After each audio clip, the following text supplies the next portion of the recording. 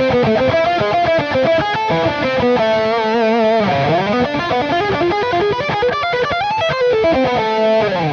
John here. So today's video is going to be a little bit different. What I played in the beginning here is basically what I learned today using my daily practice of learning something from JS Bach by ear.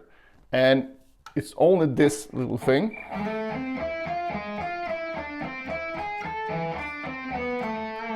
And the reason why it's such a small section is so I can make sure to do this consistently. And the whole idea behind starting to do this is based on getting frustrated by getting into ruts over the 30 plus years I've been playing guitar. And if you're anything like me, you go through periods where everything you play sounds like absolute garbage. So very frustrating, right? And I've noticed a pattern over the years why I get to this point, and the biggest thing is no new input. I might be practicing a lot, but it's mainly things that I'm already fairly good at or just technique stuff, and there's no new real musical input. And then it's very hard to stay motivated and creative and feel good about your playing. So I've solved this several times over the year in the same way that I'm going to show you now, but I never kept it up because I started to expand it too much. Basically what I would end up doing is that I would do it in a very small and concise way first, so it's very easy to do. And then I would just build it up to have an expectation of doing, twice as much work or 3 times as much work, and just do more. But I found the last few months I managed to keep it to a very small amount that I'm learning each day, and that's way more sustainable. And it's really this sustainability over time that's going to grow your vocabulary. So that's why I feel that's really important. It's totally fine to do more certain days if you want to do that, but have one little thing like this where you just do that as your daily practice. And then you can do more after that if you want, but you have this minimum thing that you do every day. Now, the reason why I personally chose JS Bach was because he's a foundational figure in Western music. He's been influencing musicians and composers from Mozart, Beethoven, and onward. And there's a reason why we're still listening to Bach's music several hundreds of years after his death, right? It's so rich and full of good musical information that you can't really go wrong in learning this stuff. So that's why I'm keeping it to him. And also there's a huge amount of music to go through in the manner that I'm doing it. And I'm going to show you what I do, and you can apply this either to the Bach or you can do it with pretty much anything else that you're into. Now, the reason why I want to keep it to one single composer is that the method that I'm using here is kind of scattered in a way, because what I do is I pick a piece that I like the sound of, and then I start the piece, and then I just listen. And I don't stop and try to learn anything by ear until I find something in that piece that really sticks out to me and that I feel like, oh, that's really cool, I want to know what that is, right? So I'm not trying to learn Bach pieces from beginning to the end. That's a separate thing. You can and should do that if you like that, but this is a separate practice. This is all about finding something that sticks out to your ears, you learning it on the instrument, only to the point where you understand what it is. And understand can be different things, right? I know that what theoretically what this means. We're in A minor and what chords it outlines and all that stuff. But it doesn't really matter. Understanding can just be knowing that, okay, I play it like this.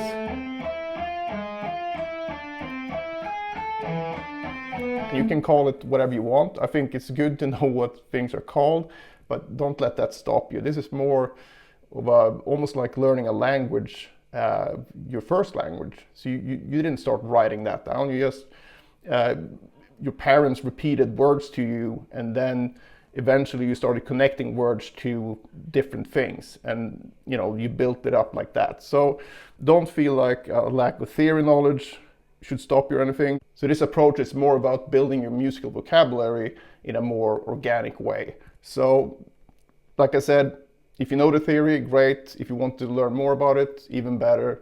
But don't sweat it if you don't know. Just learn the thing by ear and then go on from there. So it's this way of doing it that makes it feel a bit more systematic and, focused if you stick to one particular composer or band when you do this, because you will feel better to jump around a little bit then, and you won't feel as bad that you're not learning everything, because a lot of us have this completionist mindset, and that's not really helpful all the time, and especially when you're trying to do something like this. So the point then, you might think like, well, shouldn't I learn everything? Why should I just learn the things that I actually like the most? Well, if that's not obvious, it's because we all like different things. And if we would pick exactly the same pieces, chances are that I would pick different passages in those pieces that I like more, and you would pick other ones, and that's why I will sound one way and you will sound another way, and that's how you get your own style, because no one will have exactly the same preferences as you. So that's why it's such a good idea and totally fine to disregard the stuff that you don't like. I mean, it's kind of sacrilege in some people's ears that like, what? Don't you love everything Bach wrote? No, I don't. But a lot of the stuff is amazing, and I really want to explore that. So just go into it with that mindset, and I think you will be much happier when you do this. So an app that I use to do this is an app called Soundslice, and it's really just a website that you sign up for. And I'm not affiliated with this. There's no product placement here or anything like that. It's just a really good service. And you sign up for free, you get an account, you can have a paid account as well. I've had that in the past, but now I just use the free one. And the free one lets you load one sound file at a time. And the biggest benefit for me for this app is to be able to go into YouTube, you copy a link from whatever song or piece or you want to work on, you copy that link and paste it into Soundslice, and then it will open up. And then you have at the bottom of the screen, you will have something that says loop. When you press that, you're going to see the wave file pop up. And from there, you can basically put start and end markers and make loops super easy. As small as you want, as big as you want. And that's so much easier than trying to sit around and click on, the bar of a YouTube video or a Spotify file. So that's what I really like about this app. So I mainly use it for the loop function. You can also slow things down with it, and that's absolutely helpful as well if it's some faster stuff. So that's what I would recommend. So you choose a piece that you like the sound of, and then you go from there. And like I said, you can do this with anything, but I would stick to some artists with quite a big discography, so you have things to work through initially, and just start from the beginning. Pick one song, and in this case I chose Bach, and I'm focusing on the solo instruments now. So I'm this thing here, that's from Flute Partita in A minor. So it's the number is BWV 1013. So that's the one that I started with today. I've done a lot previously, but I like these solo instruments because you have so much music in a single line, and it works really well for distorted guitar as well. So if you choose a band instead, for example, just start with the first song in the discography and go through song by song and just listen, and then as soon as you hear something that you like the sound of and that you don't understand already, that's where you're gonna start. And like I said, it's a very, very small amount that I sort of put on myself to do on the daily. So, this is particularly small, right? It's just 16 notes. So 1, 2, 3, 4, 5, 6, 7, 8. Yeah, so 16 notes. So a bar of 16th note, basically. That's probably on the low side of what I would expect myself to do every day. But you just start wherever you're at, and if you haven't done a lot of learning by ear, because I think this is a crucial part of it, I really want you to try that, then you might have to go even fewer notes.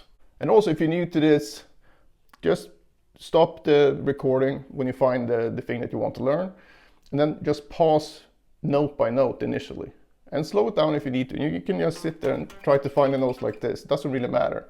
but I would definitely try to do this by ear, because you will learn things way deeper that way. And even though it's slower initially than if you're sitting with a tab, eventually you will be so much faster learning things by ear than using any kind of tab. So I think that's a very important thing to do here, because if you want to do this on the daily, you will improve your ears so much by working on it like this. And improving your ears is going to help you with everything. It's not just about learning music quicker, it's about starting to listen in a deeper way, which will help you a lot. Even when you're practicing technique, if you're practicing something and you can't hear that you're sloppy somewhere or something isn't sounding the way it should sound, you might run the risk of repeating your mistakes over and over again until someone tells you, or you hear it because you recorded yourself or whatever. But if you've learned to listen in a deeper way, you will catch yourself much easier, and then you will improve way faster. So this is not only about, keeping the creative juices flowing, it's also about improving your overall musicianship. Now, when it comes to tempos and technical difficulties, or whatever you're trying to learn, don't think about that. Instead, if you like the sound of something, just learn it. Even if you're ending up only being able to play it at 50% of the original tempo, because as long as you play it rhythmically in time with itself, it doesn't really matter if the tempo is lower, right? Because it's all about feeding your brain these musical nutrients, so to speak. So the tempo is irrelevant in this case, because it's not about performing this for anyone. It's about you getting something new down on the instrument that you didn't know before you sat down that day. So that's the whole point. And it's really not going to be any difference in your overall playing when you do this for one day or a week, even 2 weeks. But when you've been at this for a month, meaning 30 days, and then you've done it for 2 months, you've done it for 100 days, then you're going to have so many new pieces of information. Even if it's just a small amount that you're learning, it's going to compound. It's going to just grow exponentially in terms of the connections your brain is going to make with the things you're learning. So that's another reason why it's good to stick with one artist first initially, because let's say you're working with, let's say you're learning AC/DC songs for the first time, right? Or AC/DC riffs that you like. The first riff you learn will not be easy to do because you never played that kind of riff before, right?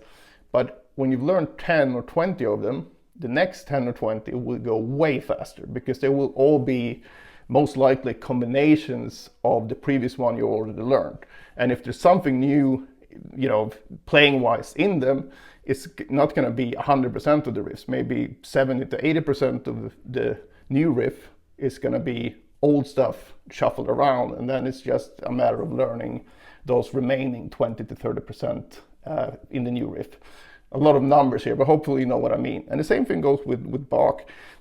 You start finding tendencies, not licks per se, but tendencies, what he tends to do in his music. And it's just a really cool way of expanding your musical vocabulary. A lot of talking in this video, but I think this is a very important concept. And like I said, it really helped me steer clear of any type of musical slumps or ruts the last few months. So give this a try yourself and have some patience with it. Give it, 10, 20, 30, 40 days or something. We actually do it on the daily.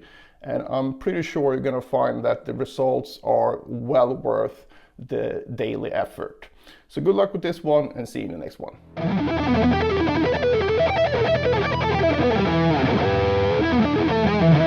Back in the day, I used to have real issues with fast alternate picking when it came to 2 notes per string. I was fine with 3 notes per string, but the 2 notes per string thing was a bit harder to crack. So if you struggle with fast alternate picking as well, and you don't know what to practice or for how long, I've created the perfect solution for you in the form of the Pentatonic Picking Power Book. So in this book, you'll find a daily workout that will not only help your pentatonic picking, but will also upgrade your overall alternate picking technique. So it contains basically the same exercises I use myself to develop my picking abilities, as well as numerous students over the years that I've given the same exercise to with great results. So I know these exercises work as long as you put in the work. So it's not a quick solution or quick fix, Will still take a lot of work, but at least you have a very easy to follow routine. So if you're up for a big ultimate picking upgrade in 2024, I cannot think of a better start.